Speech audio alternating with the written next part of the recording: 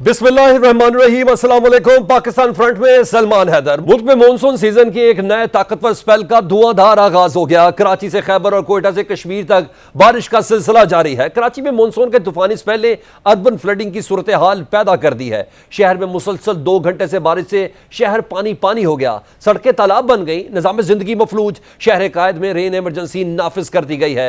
बारिश के बायस मुख्तलिफ निजी और सरकारी तकरीबात मनसूख कर दी गई हैं। कराची आने वाली परवाजों का रुख मोड़ दिया गया है। कराची के जिला गार्डन में 175 मिलीमीटर से ज्यादा बारिश ने सब कुछ डबो दिया। बारिश के बाद अंडरपासेस में पानी भर गया। शारा फैसल पर नसरी के मकाम पर कई गाड़ियां डूब गईं। जगह जगह ट्रैफिक जाम, दफातर से घरों को वापस लौटने वाले फंस गए। अवाम की मदद के लिए कोई मौजूद नहीं।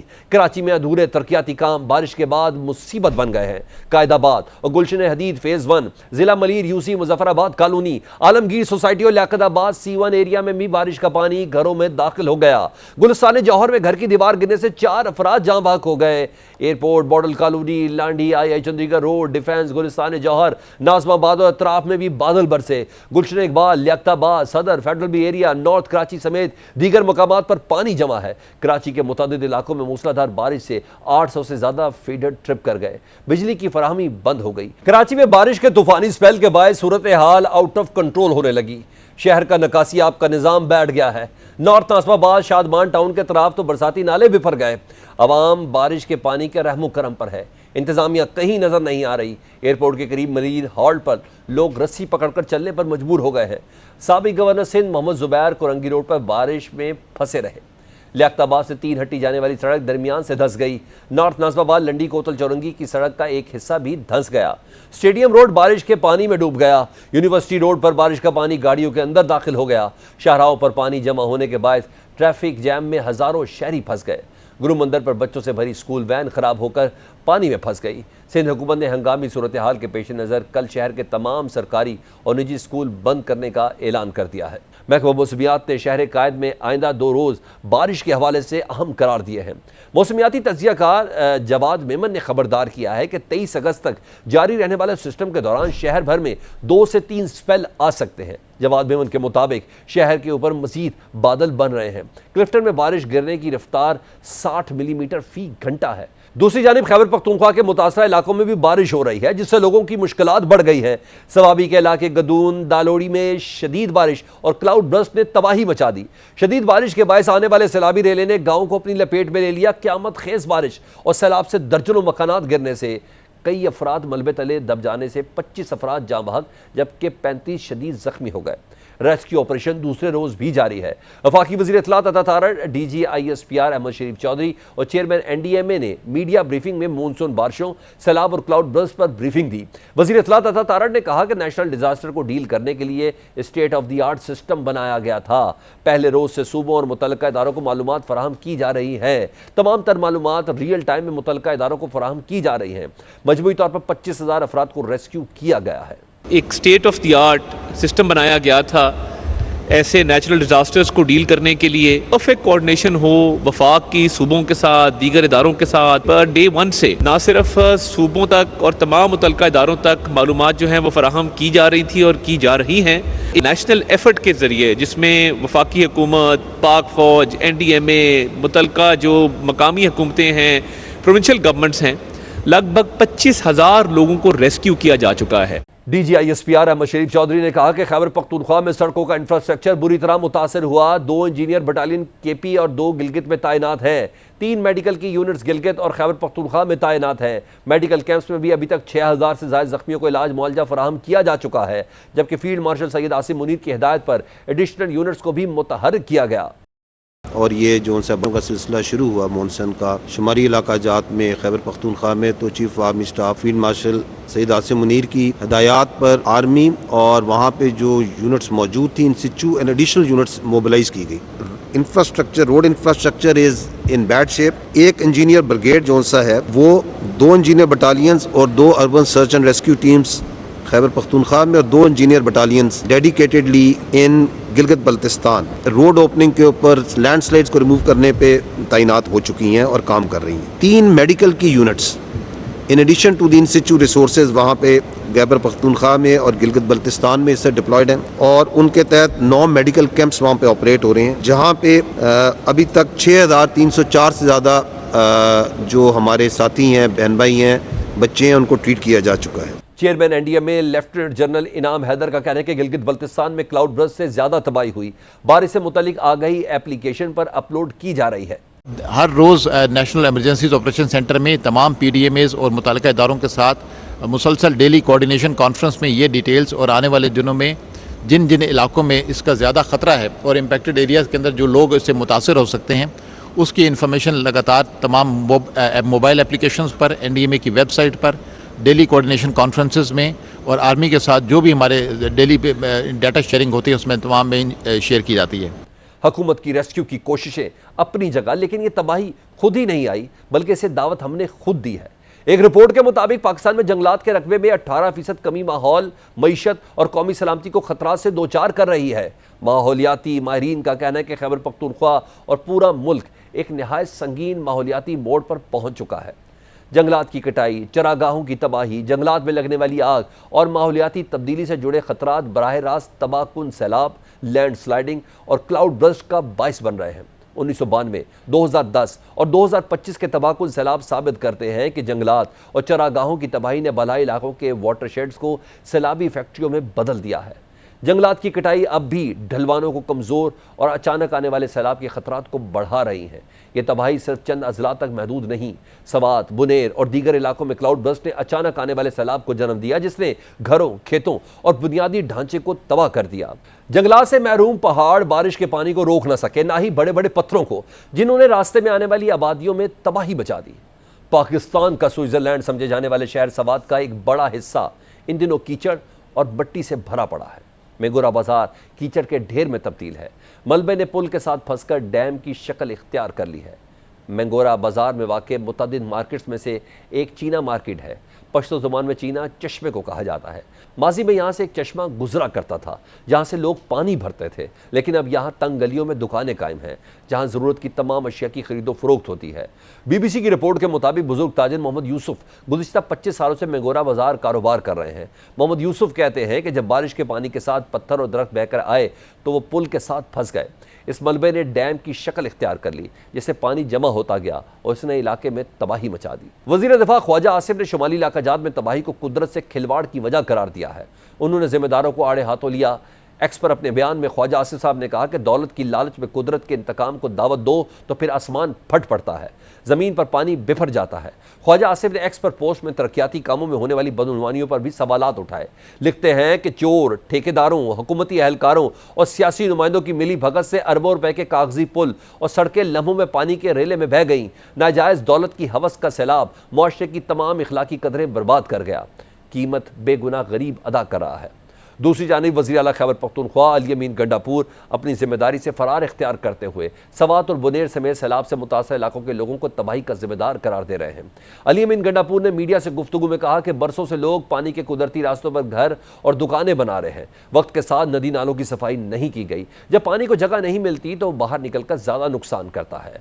वज़ीर आला खैबर पख्तूनख्वा ने बुनेर के लोगों को चार्जशीट करते हुए कहा कि बुनेर में बीचों बीच ऐसी मार्केट थी जिसके हटाने पर अदालत से स्टे ऑर्डर आ गया। अगर बुनेर में वो मार्केट हटा दी जाती तो शायद इतना बड़ा नुकसान ना होता। जब वार्निंग देते हैं कि आप यहाँ से हट जाओ तो वक्त पर नहीं हटते और अदालत चले जाते हैं। जिन्होंने तजावज़ात कायम की हैं उन्हें सजाएं भी देंगे, लेकिन यह कोई मुस्तकिल हल नहीं। डिसिल्टिंग भी नहीं की गई प्रॉपरली। उसके बाद फिर रात से रोड की वो जो चौड़ाई थी वो भी कम कर दी गई। और पानी के बारे में तो कहते हैं कि 100 साल बाद भी अपने रास्ते पे दोबारा आता है वो। तो जब पानी और ज्यादा आता है और जगह नहीं मिलती तो फिर बाहर निकल के नुकसान ही करता है। तो उसके लिए हमने पहले भी एक ऑपरेशन जो किया उसमें हमारे कुछ चीजें ऐसी हैं कि कुछ डॉक्यूमेंट देखने पड़ते हैं। दूसरा फिर अदालतों के कई ऑर्डर आ जाते हैं। इस तरह अभी यहाँ पर जो हुआ है बड़ा सबसे ज्यादा जिस मार्केट के नुकसान हुआ है बुनेर में, उधर यही ऑपरेशन के दौरान एक ऐसी मार्केट थी जो बिल्कुल सेंटर में आई हुई थी। गंडापुर साहब, सूबे में 13 साल से आपकी जमात की हुकूमत है। आप बताएं, दूसरों पर इल्जामात ना लगाएं, अवाम को बताएं कि टिम्बर माफिया के खिलाफ आपने कब कब और क्या क्या एक्शन लिए। गैर कानूनी तामीरात रोकना आपका काम था, जो आपने नहीं किया। आपकी नाअहली की सज़ा मासूम अवाम भुगत रहे हैं। आप बताएं, जिन्होंने गैर कानूनी तामीरात की इजाज़त दी, पिछले 13 बरसों में आपकी जमात की हुकूमत ने उनके खिलाफ क्या एक्शन लिया। गंडापुर साहब, ये वक्त सैलाब से तबाहाल लोगों के जख्मों पर नमक पाशी का नहीं, मरहम रखने का है। ये वक्त गुजर जाएगा, हम आपके एक्शन के मुंतजर रहेंगे। अवाम पर इल्ज़ामात लगाना नहीं, जिम्मेदारों को कटहरे में लाना आपकी जिम्मेदारी है, इसे पूरा करें। खैबर पख्तूनख्वा की सैलाबी सूरत हाल पर इस वक्त हमारे साथ हैं शाहिद खटक साहब, मेंबर कौमी असम्बली है पाकिस्तान तहरीक इंसाफ के रहनुमा और KPK की नुमाइंदगी करते हैं। शाहिद खटक साहब, वज़ीर आला अली अमीन गंडापुर साहब ने सवात और बुनेर और दीगर इलाकों में आई तबाही का जिम्मेदार वहाँ की अवाम को ही ठहराया है। 13 साल से सूबे में आपकी हुकूमत है, आप बताएं दूसरों पर इल्ज़ामात लगाने चाहिए? टिम्बर माफिया के खिलाफ आप लोगों ने क्या किया, कब कब क्या एक्शन लिया, जा थोड़ा सा बताएं तो सही। बिस्मिल्लाहिर्रहमानिर्रहीम। पहली बात ये कि सलमान भाई, मुझे नहीं पता कि चीफ मिनिस्टर साहब ने क्या ऐसी गुफ्तगू की होगी, क्योंकि उन्होंने तो अगर एक बात नसीहत के हवाले से की हो कि जी हमें दरख्त नहीं काटने चाहिए या हमें दरख्तों की हिफाजत करनी चाहिए, क्योंकि आपको पता है फॉरलॉन्ग एरियाज हैं, मकामी लोग जब हिफाजत करते हैं तो वो बड़े जबरदस्त तरीके से और आसानी के साथ हो सकती है। और रही बात हमारी 11-12 साल की हुकूमत में, तो आपकी इंफॉर्मेशन के लिए जो हमारा बिलियन ट्री सोनामी जो हमारा प्रोजेक्ट था, उसने हमने 1 अरब से ज्यादा के दरख्त लगाए, जिसमें आधे से ज्यादा अभी भी एग्जिस्ट भी करते हैं, जिनकी ग्रोथ भी हो चुकी है। लेकिन जो पिछले 40, 50, 60, 70 साल में जिस तरीके से दरख्तों की कटाई की गई थी, किसी ने भी उस तरफ तवज्जो नहीं दी थी, किसी ने भी फोकस नहीं किया था एनवायरनमेंट को, पोल्यूशन को। इसी तरह जो ये अभी क्लाइमेट चेंज है, इसके ऊपर किसी ने काम ही नहीं किया था। माजी में एक मिनिस्टर था, जल दिया, उसको मिनिस्ट्री से हटा दिया जब इमरान खान साहब को पता चला कि ये टिम्बर माफिया है, ये कटाई में मुलव्वस है।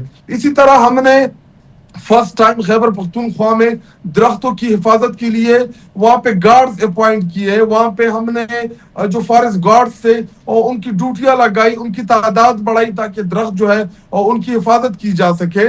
और WWF जो इंटरनेशनल एक ऑर्गेनाइजेशन है, जिसने रिपोर्ट जारी की कि पूरी दुनिया में जो सबसे बेहतरीन प्रोजेक्ट है एनवायरनमेंट के हवाले से या जो दरख्तों को लगाने के हवाले से है, तो वो खैबर पख्तूनख्वा का है। जब हमारी फेडरल गवर्नमेंट आई तो उस वक्त हमने पंजाब में, लाहौर में, इसी तरह मरी में, इसी तरह पंजाब के मुख्तलिफ इलाकों में हमने दरख्तों की दोबारा शजरकारी मुहिम का आगाज किया। इमरान खान साहब उसकी खुद इफ्तिताह किया करते थे। देखिए, दरख्त ना एक दिन में उगता है, ना 2 महीने में उगता है। शाहिद खटक साहब, मैं यही तो आपसे बात करना चाह रहा हूँ कि अभी जो सैलाबी सूरत हाल में जो हमने चीजें देखी, इस सैलाब के अंदर ना सिर्फ पत्थर आ रहे हैं बल्कि हजारों की तादाद में कटे हुए दरख्त भी आ रहे हैं ना।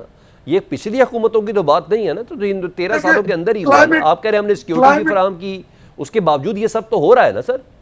देखिए, क्लाइमेट चेंज पूरी दुनिया का इशू है, ये सिर्फ पाकिस्तान का या खैबर पख्तूनख्वा का इशू नहीं है।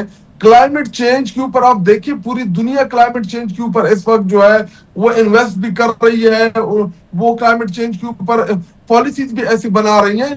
खैबर पख्तूनख्वा में देखिए, 12 साल में दरख्त जो होता है, अगर आप चीड़ का जो एक दरख्त है उसकी मिनिमम एज जो होती है वो 15 से 40 साल के दरमियान होती है, कि वो 15 से 40 साल में एक तनावर दरख्त बनता है।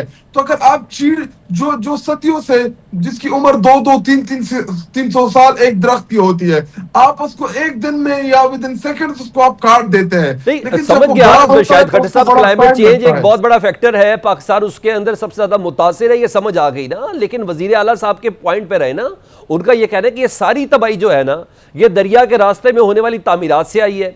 ये इमारतें और बाजार जारी बात है रातों रात तो नहीं बने ना सर, ये तो गैर कानूनी तामीरात को रोकना किसका काम था? खैबर पख्तूनख्वा की हुकूमत का था ना सर। बिल्कुल ये डिप्टी कमिश्नर का काम है, ये इंतजामिया का काम है, और ये प्रोविंशियल गवर्नमेंट की जिम्मेदारी होती है कि वो इन तजावुजात को रोके। लेकिन आपने चीफ मिनिस्टर की अगर पूरी गुफ्तगू सुनी हो तो उन्होंने कहा कि हम इसको हटा रहे थे, डिप्टी कमिश्नर को डायरेक्शन आ गई थी कमिश्नर और चीफ सेक्रेटरी की तरफ से कि आप इनको रिमूव करें। लेकिन अदालत ने जब स्टे दे दिया और उन बिल्डिंग्स के ऊपर जो वहां पे तामीरात थी, तो देखिए जब अदालत स्टे दे दे, जब अदालत इंटरफेयर कर ले, तो उस मामले में फिर प्रोविंशियल गवर्नमेंट का इख्तियार खत्म हो जाता है कि जब तक वो केस सिटीसाइड ना हो जाए, जब तक वो केस जो है उसका कोई फैसला ना आ जाए। ये फैसला तो अदालत ने करना था कि ये तामीरात कानूनी थी या गैर कानूनी थी। चूंकि डिप्टी कमिश्नर जो है वो रिवेन्यू ऑफिसर होता है, तो डिप्टी कमिश्नर ने अगर रिपोर्ट दी कि ये गैर कानूनी तामीरात है, इसी तरह सवात में मुख्तलिफ एरिया में हमने हटाए, अभी भी हटाए, हमारी पिछली हुकूमतों ने भी इसके खिलाफ ड्राइव किया। लेकिन जब अदालतों में, जब लिटिगेशन में चीज चली जाती है, तो फिर उन चीजों के ऊपर एक्शन मुश्किल हो जाता है। ठीक लगता है सबसे ज़्यादा कानून की पासदारी खैबर पख्तूनख्वा की हुकूमत ही कर रही है। जो करना चाहते हैं उसके आगे अदालती हुक्म आ जाता है, लेकिन बहरतौर ये खैबर पख्तूनख्वा हुकूमत की जिम्मेदारी थी कि रस्ते में जो इमारतें हैं या बाजार हैं ये रातों रात नहीं बने हैं। इसकी तदारीक के लिए असद काम होता रहता, तो कहते हैं ना वक्त करता है परवरिश बरसों, हादसा एक साथ हुआ नहीं करता। दुनिया का दरपेश यह अहम तरीन मामला है, इस पर माहिर माहौलियात मरियम शब्बीर अब्बासी साहबा हमारे साथ मौजूद हैं, उनसे बात करते हैं। मरियम साहबा, मुल्क में जो इस वक्त तबाही आई हुई है इसकी वजूहात क्या है, और ये क्लाउड बर्स्ट से मुतलिक बताइएगा, ये कैसे बनता है, ज़रा सादे अल्फाज में हो ताकि पब्लिक समझ सके, क्योंकि 1-2 साल पहले तो हमने इसका जिक्र भी कभी नहीं सुना था। जी देखिए, ये जो पाकिस्तान में इस वक्त क्लाइमेट चेंज के चैलेंजेस चल रहे हैं जो कि बहुत ही ह्यूज लेवल पर हैं, इसके दो तरह से इसको देखा जा सकता है कि इसकी वजूहात क्या हैं। सबसे पहली रीज़न तो आपकी ग्लोबल एमिशंस हैं, जो 7 से 8 जो आपके तरक्की याफ्ता ममालिक हैं वो कार्बन डाइऑक्साइड और ग्रीन हाउस गैसेस जिसे हम कहते हैं फॉसिल फ्यूल के इस्तेमाल से बेसिकली वो रिलीज़ होती हैं। उसकी वजह से आपके क्लाइमेट चेंज जो है वो इम्पैक्ट होता है, आपके दर्जा हरारत बहुत बढ़ने लगते हैं, सैलाब आने लगते हैं, हीट वेव्स आती हैं, स्मॉग जैसे इशूज़ आपके होते हैं, खुश्कसाली जैसे इश्यूज आपके होते हैं, ग्लेशियर्स आपके तेज़ से मेल्ट कर रहे हैं। ये कुछ चंद मैंने आपको असरात गिनाए हैं, ये क्लाइमेट चेंज के इम्पैक्ट की वजह से होते हैं। ये आपके वेदर पैटर्न्स को बेसिकली अब नॉर्मल करते जाते हैं, किसी जगह बेहतर करते हैं और किसी जगह बहुत ख़राब करते हैं। अनफॉर्चुनेटली पाकिस्तान में ख़राब कर रहे हैं। क्लाउड बर्स्ट भी उसी का एक इम्पैक्ट आपको नज़र आता है। नेचुरली क्लाउड बर्स्ट जो है वो पहले तारीख में जो है वो कुछ दुनिया के ममालिक में देखा गया है, क्योंकि ख़ासतौर पर जो पहाड़ी इलाके होते हैं वहाँ पर ये होता है। होता ये है कि जो एक नॉर्मल बारिश बनने का साइकिल होता है उसका जो एक इम्पैक्ट क्लाइमेट चेंज का उस पर ये हो गया है कि जो आबी बुखारात आपके ऊपर उठते हैं बनकर दर्जा हरारत बढ़ने की वजह से, और हवा में आपका नमी का तनासुब ज़्यादा हो तो आपकी हवाएं ऊपर को उठती हैं और समझें कि एक गुब्बारे में पानी भरता जाता है कंडेंसेशन प्रोसेस के थ्रू। व्यूअर्स के लिए अगर मैं ज़्यादा आसान करके करूँ, ऊपर एटमॉस्फेयर में, और जब वो इतना कंडेंस हो जाता है कि गुब्बारे में मज़ीद कैपेसिटी ना हो तो वो एकदम से फटता है। अब होता ये है, ये ख़तरनाक इसलिए है क्योंकि इसमें बहुत थोड़े वक्त में ये फॉर्म होता है, और अगर मॉनिटरिंग स्टेशन हमारे पास मौजूद हों, जो कि पाकिस्तान में इस वक्त नहीं है आपके क्लाउड बर्स्ट को मॉनिटर करने के लिए, क्योंकि ये बहुत ही लोकलाइज एक जगहों पर होता है, मुख्तलिफ जगहों पर, तो 2 से 7 घंटे का टाइम पीरियड आपको मिलता है इवैक्यूएशन के लिए, अगर आपके पास रेडार सिस्टम वहाँ पर मौजूद हो लोकल इलाकों में। चूँकि पाकिस्तान में क्लाउड बर्स्ट का मॉनिटरिंग का सिलसिला नहीं है, हम सिर्फ वेदर ये बारिशों की फोरकास्ट सिर्फ हम कर सकते हैं, किस फॉर्म में होंगी ये हमें नहीं पता होता है, तो इस वजह से इसको प्रिडिक्ट करना बड़ा मुश्किल काम है। तो I think moving forward Pakistan को लोकलाइज जो है वो काफ़ी ज़्यादा खासतौर पर प्रोवेंशियल सब्जेक्ट है, चूँकि इन्वायरमेंट। मरियम साहबा, अभी रिपोर्ट आई कि पाकिस्तान में ना जंगलात में पिछले 35 साल के दौरान करीबन 18% की कमी हुई है। अब हम पाकिस्तान में मौसमियाती तब्दीली का जिम्मेदार तरक्की याफ्ता ममालिक, जैसे भी आपने बताया, उनको करार दे रहे हैं। क्या आप नहीं समझती कि ये हमारा अपना भी किया धरा है? जी एब्सोल्युटली। जो दूसरा एंगल जिसकी मैं बात करना चाह रही थी वो यही है कि जो हम जो है वो होता ये है कि ये जो फिनोमेना हमारे हो रहे हैं, मिसाल के तौर पर सिर्फ सैलाब की आप बात ले लें तो ये कोई पहली दफ़ा फिनोमेना पाकिस्तान में नहीं हो रहा है, ये पहले भी कई दफ़ा हो चुका है, लेकिन हमारे इदारों ने उससे कुछ सीखा नहीं है। हम यही देखते हैं कि जो इदारे हैं उनको आइडियली काम करना चाहिए मिटिगेशन पे, प्रिपेयर्डनेस पे, और फिर जो है वो रिस्पॉन्स आता है जब आपका डिज़ास्टर आ जाए। 2 स्टेप्स आपके पहले से होते हैं, अगर उस पर तैयारी कर ली जाती, जिसमें आप देखें कि फॉरेस्ट कवर की आप बात कर रहे हैं कि बहुत जो है वो आपका कम रह गया हुआ है। टिम्बर माफिया आपका बहुत एक्टिव होता है, अभी भी जो सैलाबी रेले हैं उसमें आप देखें कि लकड़ियां जिस स्टाइल की कटी हुई हैं वो ये टिम्बर माफिया का ही काम है। इसके अलावा जो इलीगल तजावजात हैं दरियाओं के ऊपर, आपकी प्रोविंशियल गवर्नमेंट्स इसको अलाउ करती हैं, तभी आपके जो है वो सवात और गिलगित बल्तिस्तान जैसे इलाकों में झीलों और दरियाओं के ऊपर आपको होटल्स नज़र आते हैं। प्राइवेट हाउसिंग सोसाइटीज़ जो है वो शहरों की तरफ आए तो बहुत ज़्यादा फैली हुई हैं। आपके गवर्नेंस के चैलेंज हैं, हैं, जो क्लाइमेट चेंज पॉलिसी है उसका आपको इम्प्लीमेंटेशन नज़र नहीं आता। इसी तरह दरियाओं के अलग हमारे पास कानून और पॉलिसीज़ मौजूद हैं, उस पे अमल नहीं होता। फॉरेस्ट एक्ट के अंडर हमें अपने दरख्तों को बचाना चाहिए, जो कि गवर्नमेंट की ज़िम्मेदारी है। अगर आप ओनरशिप लोकल लोगों को देंगे तो शायद बच सकें, ठीक है, लेकिन यानी अपनी जिम्मेदारियों से मुबर्रा नहीं होना कि सिर्फ तरक्की याफ्ता ममालिक के हवाले एनवायरनमेंट को पोल्यूटेड कर रहे हैं। हमारी अपनी भी जिम्मेदारियां हैं। ये दरख्तों का कटना और इन रेलों के अंदर बाकायदा तौर पर पता चल रहा है कि टिम्बर माफिया अच्छा खासा काम कर रहा है, या उन नदी नालों के रास्तों में तामीरात करना, ये तो सब हमारी बेवकूफ़ी है जिसे आज की तारीख में हम इतने बड़े हादसात को फेस कर रहे हैं। बहुत शुक्रिया माहिर मौलियात मरियम शबीर अब्बासी हमारे साथ मौजूद थी। पाकिस्तान फ्रंट इस ब्रेक के बाद। मुल्क में दहशतगर्दी की रोकथाम के लिए इंसदाद दहशतगर्दी कवानीन में तरमीम का बिल कौमी असम्बली के बाद सेनेट से मंजूर हो गया है। अब सदर के दस्तखत के बाद बाज़ाब्ता ये कानून बन जाएगा। यूं नए कानून के तहत कानून नाफिज करने वाले इदारों को यह इख्तियार दे दिया गया कि वो मुल्की सलामती के लिए खतरा बनने वाले अफराद को 3 माह तक हिरासत में रख सकते हैं। यही नहीं, इंसदाद दहशतगर्दी का नया कानून 3 साल के लिए नाफिजुल अमल होगा, जिसके तहत मुल्की सलामती के लिए खतरा बनने वाले अफराद को पहले 3 माह हिरासत में रखा जाएगा और अगर जरूरत पड़ी तो इसके बाद फिर मुश्तरका तहकीकाती टीम की मंजूरी से मजीद 3 माह भी हिरासत में रखा जा सकेगा।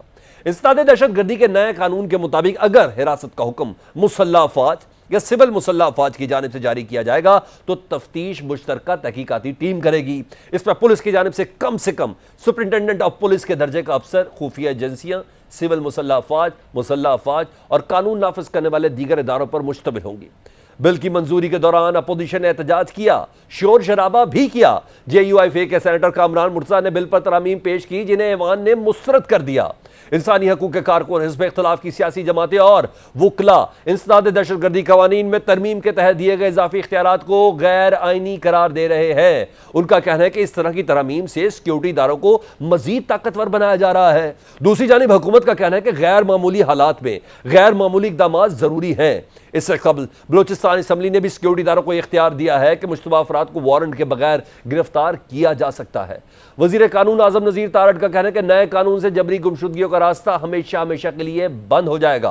अब करनी इंक्वायरी है सर, और रखना हिफाजती तहवील में है, और अब ये एक लॉफुल प्रोसेस है। लापता नहीं करना सर, गायब नहीं करना, वो एनफोर्स डिसअपेरेंस में नहीं जाना किसी ने। सर चीज़ों को कोशिश की गई है कि वो जो जबरी गुमशुदगियाँ हैं उनका हल निकाले। हुकूमत का मौक़िफ़ है कि इंसदाद दहशतगर्दी के कानून में की गई ये तरमीम नई नहीं। इससे पहले 2014 में तरमीम से 2 साल के लिए कानून में इशक मंजूर की गई थी, जिसके तहत सिक्योरिटी इदारों को यह इख्तियार था कि दहशतगर्दी से मुतालिक सरगर्मियों में मुलविस मुश्तबा अफराद को 3 माह तक हिरासत में रख कर तहकीकात की जाए ताकि दहशतगर्दी से मुतालिक मुमकिन कार्रवाइयों को रोका जा सके। हुकूमती मौक़िफ़ अपनी जगह, लेकिन नए कानून के गलत इस्तेमाल को रोकने के लिए भी भरपूर मैकेनिज्म बनाना होगा। इस बात को भी यकीनी बनाना होगा कि यह कानून सियासी मुखालफिन के खिलाफ इस्तेमाल ना हो। इसी पर बात करने के लिए हमारे साथ मौजूद है मुस्लिम लीग नून की रहनुमा वज़ीर मुमलिकत हैं शिजरा मुनसब साहिबा। बहुत शुक्रिया शिजरा साहिबा आपके वक्त का। शिजरा साहिबा ये बताइएगा, इंसदाद दहशतगर्दी का नया कानून बनाने की एक तो ज़रूरत क्यों पेश आई और अपोजिशन के एतराज़ात को रद्द क्यों किया गया? अगर चले मान लेते हैं कि इतना ही अहम कानून था और मुल्क के लिए इतना अहम था, तो अपोजिशन को एतबार में लेकर इत्तफाक़ राय से भी तो हो सकता था। जी बहुत शुक्रिया। देखिए, दहशतगर्दी का कानून पास करने की तो ज़रूरत जो है वो हम सबको इस वक्त पता है।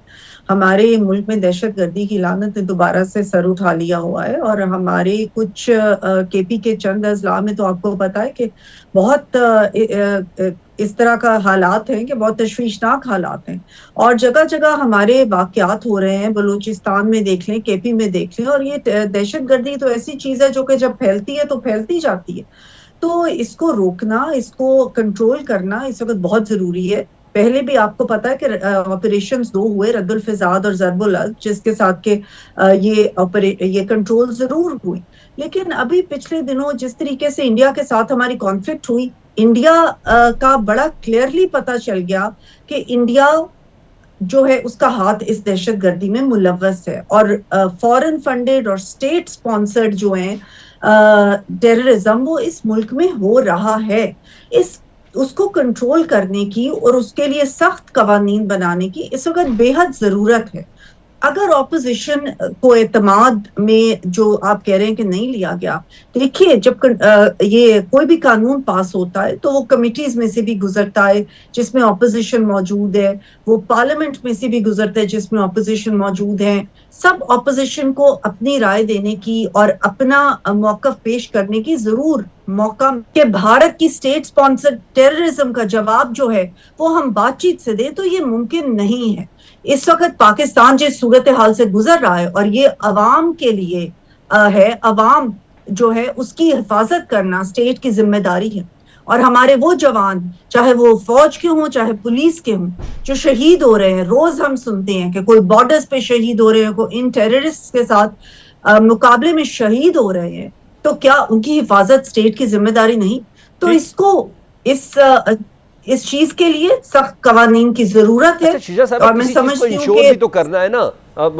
पाकिस्तान में कवानीन में इस तरह की तब्दीली, जैसे पीका जैसे कवानीन है, हमने देखा कि माजी में ये मुखालफिन के खिलाफ इस्तेमाल हुए।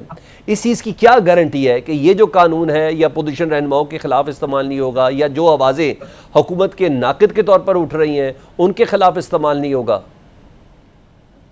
देखिए, हर कानून के अंदर ये तो चीजें रहती हैं ना। कोई भी ऐसा कानून नहीं होता जिसको के मिसयूज ना किया जा सके। बहुत सारे ऐसे कवानीन हैं, तो ये तो हर कानून के बारे में हम ये कोशिश कर सकते हैं। हुकूमत हमेशा ये कोशिश करती है, जो भी लॉ इन्फोर्समेंट एजेंसीज हैं वो भी कोशिश करती हैं कि किसी कानून को मिसयूज ना किया जाए और उसको जिस मकसद के लिए बनाया गया उसी मकसद के लिए इस्तेमाल किया जाए। ये एक ऑनगोइंग प्रोसेस है जिसको कि हुकूमत स्टेट ये इंश्योर करने की पूरी कोशिश करती रहती है। बाकी अगर किसी ने पिछले दौर में किसी चीज को मिसयूज किया है तो हम ये नहीं कह सकते वो हमेशा ही ऐसा होगा या हमेशा ही वो चीज मिसयूज होगी।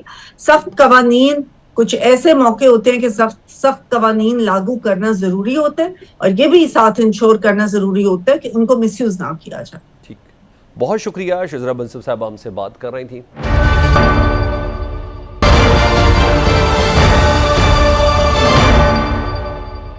सदर ट्रंप एक और जंग रुकवाने के करीब पहुंच गए, लेकिन मंजिल इतनी भी करीब नहीं जैसा लग रहा है। पुतिन से जुड़े खदशात के बावजूद मंजरनामा वाज़ेह होने लगा है। ट्रंप ज़ेलेंस्की मुलाकात में बज़ाहिर पुतिन फाते नजर आ रहे हैं। ट्रंप ने यूक्रेनी सदर की सुनी लेकिन मनवाई अपनी। यूं लगता है कि ज़ेलेंस्की ना करते सरेंडर पर मान गए हैं, बस इसे नाम जो भी दिया जाए। तज्जियाकारों का कहना है कि अलास्का मुलाकात के असरात वाशिंगटन में हुई बैठक में नुमाया थे।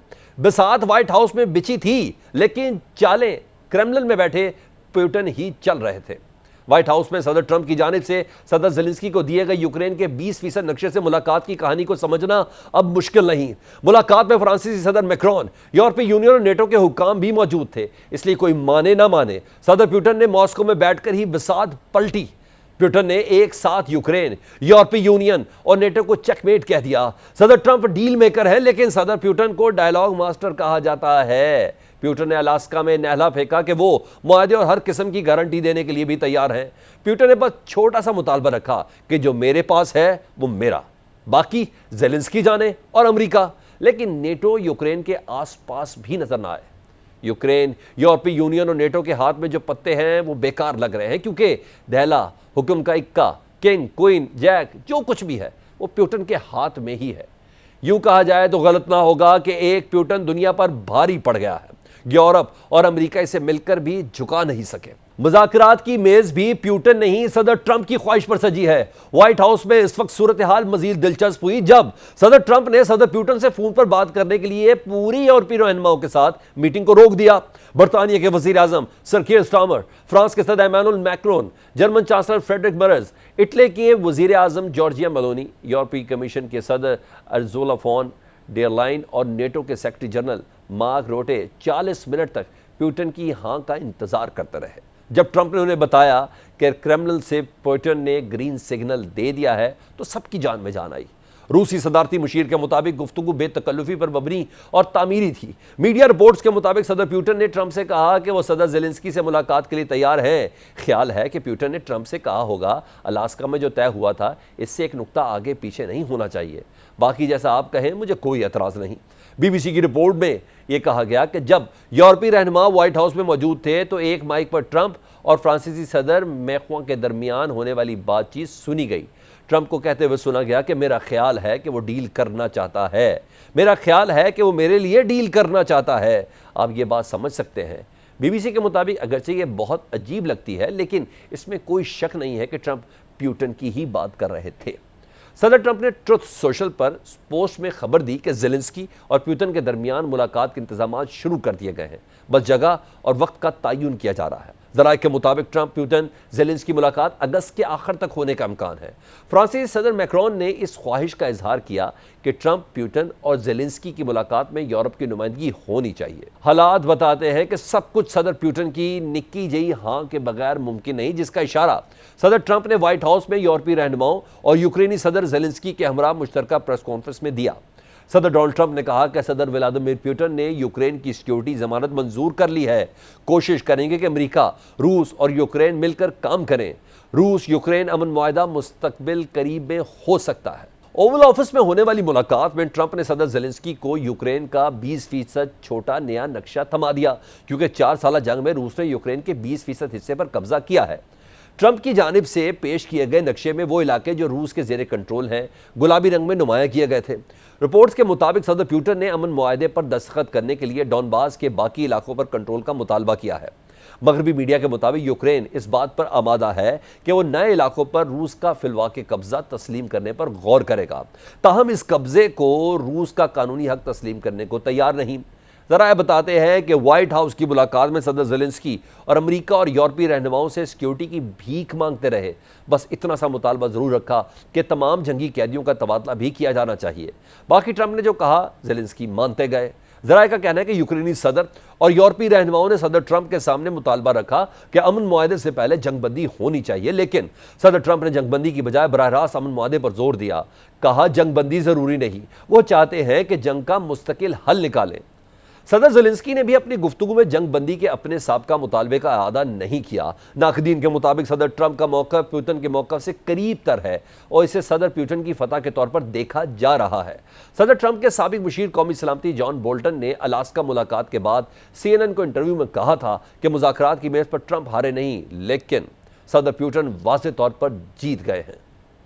मीडिया रिपोर्ट्स के मुताबिक सदर ट्रंप ने ज़ेलेंस्की से कहा कि अमेरिका जंग के खात्मे के लिए किसी भी मुआहदे में यूक्रेन की सलामती की जमानत देने में मदद करेगा, लेकिन यूक्रेन में अमेरिकी फ़ौज को भेजने से मुतल्लिक तो कोई वाज़ेह बयान नहीं दिया गया। कहा यूरोप दिफा की पहली लाइन है, लेकिन हम अपनी कोशिशें जारी रखेंगे। एक मौके पर सदर ट्रंप ने यह भी कहा कि हम उन्हें यानी यूक्रेन को अच्छा तहफ़्फ़ुज़ फराहम करेंगे। नेटो के सेक्रेटरी जनरल मार्क रुटे ने सदर ट्रंप की जानिब से यूक्रेन को सिक्योरिटी गारंटी देने की पेशकश को अमन मुज़ाकरात में बड़ा ब्रेक थ्रू करार दिया। मगरबी मीडिया के मुताबिक अमेरिका से सिक्योरिटी गारंटी के लिए यूक्रेन $100 अरब मालियत का अमेरिकी असला खरीदने का वादा करेगा, जिसके लिए रकम में मावनत यूरोप फराहम करेगा। इस तजवीज़ में $50 अरब मालियत की वो डील भी शामिल है जिसके तहत यूक्रेनी कंपनियों से मिलकर अमेरिका ड्रोन्स तैयार करेगा। ज़ेलेंस्की ने इस मुलाकात को अहम मुज़ाकरात करार देकर शुक्रिया अदा किया। जंग में रूस को सबक सिखाने के लिए यूक्रेन का खुलकर साथ देने और अपनी तमाम वसाइल झोंकने वाले यूरोपीय रहनुमाओं को भी हाँ में हाँ मिलाना पड़ गई। उन्होंने कदरे एहतियात के साथ इस पेशरफ्त को सराहा। तजियाकारों का मानना है कि सदर पुतिन ने यूक्रेन में जारी जंग मुज़ाकरात की मेज पर जीत ली है, बस रस्मी ऐलान बाकी है। न्यूयॉर्क टाइम्स ने अपनी रिपोर्ट में सदर ट्रंप के गिरगिट की तरह रंग बदलने की फितरत की वजह से तहफ़्फ़ुज़ात का इजहार किया है। न्यूयॉर्क टाइम्स ने सवाल उठाया कि क्या ज़ेलेंस्की ट्रंप पर भरोसा कर सकते हैं, क्योंकि यूक्रेन का मुस्तकबिल इस जवाब पर मुनहसर हो सकता है। इस पर बहुत कुछ दांव पर लगा हुआ है। न्यूयॉर्क टाइम्स की रिपोर्ट में कहा गया कि पीर के रोज़ ट्रंप ने सिर्फ मुबहम यकीन दहानियां दी कि अगर ज़ेलेंस्की रूस के सदर पुतिन के साथ जंग बंद करने के लिए कोई मुआहदा करते हैं तो अमेरिका यूक्रेन की हिफाजत की जमानत देने में किरदार अदा करेगा। न्यूयॉर्क टाइम्स ने सवाल उठाया है कि क्या ट्रंप अपने वादे पर कायम रहने के काबिल हैं। ये उनकी यूक्रेन और दीगर सफारती बहरानों के बारे में हमेशा बदलते हुए मौक़िफ़ और गैर मुस्तकिल जज्बात की तारीख की तरफ इशारा करता है, ख़ास तौर पर जब बात हाई स्टेक मुज़ाकरात की हो। ये एक जंगी रहनुमा जैसे ज़ेलेंस्की के लिए बहुत बड़ा दाव है, ख़ास तौर पर जब उनका मुल्क रूस की शुरू करदा जंग में 3.5 साल से लड़ रहा है। न्यूयॉर्क टाइम्स की रिपोर्ट के मुताबिक सदर ट्रंप का सदर पुतिन के बारे में बार बार बदलता मौक़िफ़ भी शकूक व शुबहात को जन्म देता है। सदर ट्रंप ने एक बार गजा के फ़लस्तीनी इलाके से ज़बरदस्ती नकल मकानी का ख्याल पेश किया, लेकिन जब अरब ममालिक की तरफ से मुखालफत हुई तो इस ख्याल से पीछे हट गए। ट्रंप ने कभी कहा कि वो सदर पुतिन के साथ मिलकर अमन हासिल कर सकते हैं, कभी उन्हें वसी इक्तिसादी पाबंदियों की धमकी दी।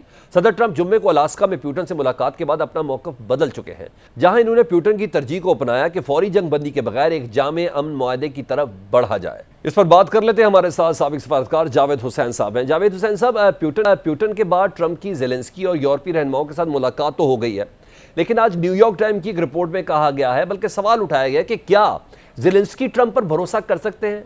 आप बताएं, क्या ज़ेलेंस्की यूरोपीय ममालिक का ट्रंप पर भरोसा करना बनता है? स्पेशली वो सिक्योरिटी की गारंटी के हवाले से बताइएगा। देखें, ज़ेलेंस्की साहब के लिए और कोई चारा नहीं है। उनको उनकी जो और उनके मुल्क की जो सब सूरत हाल है, तो उनके लिए ये बहुत ज़रूरी है कि जल्द अज जल्द जंग बंदी हो और एक अमन का मुआहदा तय पा जाए। उसके लिए जो ट्रंप साहब कोशिशें कर रहे हैं और रशियन प्रेसिडेंट पुतिन से जिस तरह से उनकी बातचीत हुई है, वो मेरा ख्याल में ज़ेलेंस्की साहब के लिए एक ही रास्ता रह गया है कि उसी तजवीज़ के ऊपर गौर व फिक्र करें और अमेंडमेंट्स के साथ या अमेंडमेंट्स के बगैर उस अमन के प्रपोजल को एक्सेप्ट कर लें।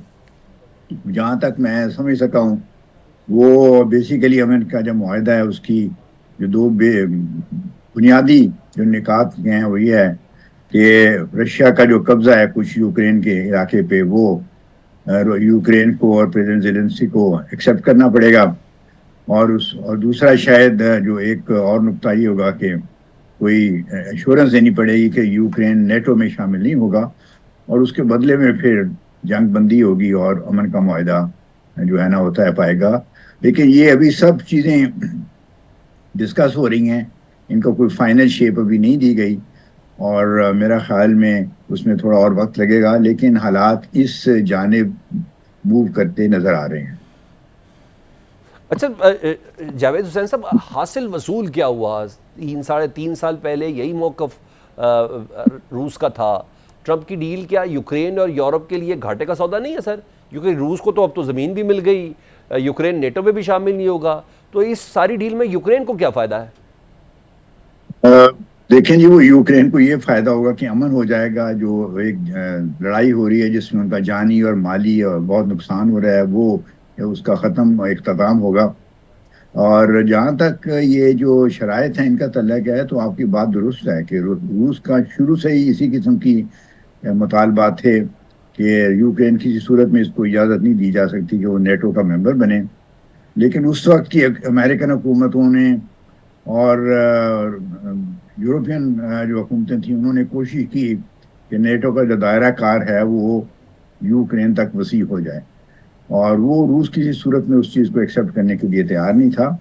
और इसलिए अब 3-3.5 साल की लड़ाई के बाद हालात बेसिकली उस जाने भी आ रहे हैं जो रूस की डिमांड के मुताबिक हैं।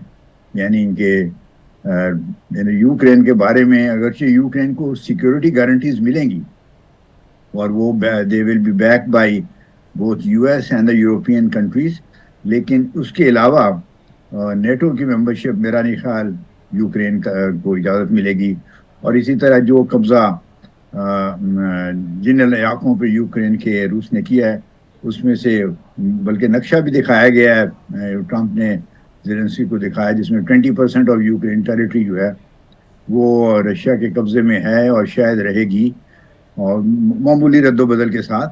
लेकिन आपकी बात दुरुस्त है कि इस 3.5 साल की लड़ाई के बाद यूक्रेन को कोई फ़ायदा नहीं हुआ, और बेहतर ये होता कि इन चीज़ों को किसी और एक किसी सूरत में एक मुआहदे की सूरत में लड़ाई शुरू होने से पहले मान लिया जाता। आपको याद होगा कि ये डिमांड बहुत अरसे से आ रही थी कि नेटो में यूक्रेन को शामिल ना किया जाए, तो उस वक्त मगरबी ममालिक ने इस चीज़ को नहीं माना। उन्होंने यूक्रेन को शह दी और कि वो नेटो में उनको एक लिहाज से दावत दी गई कि वो शामिल हो जाएं। तो रूस के लिए फिर उसके बाद कोई ये चारा इसके अलावा नहीं रह गया था कि वो जंग की सूरत में और लड़ाई करके अपनी मुतालबे को मनवाए। ठीक, बहुत शुक्रिया साबिक सफारतकार जावेद हुसैन साहब हम रहे थे। पाकिस्तान फ्रंट से सलमान हैदर को इजाज़त दीजिए। अल्लाह हाफिज़।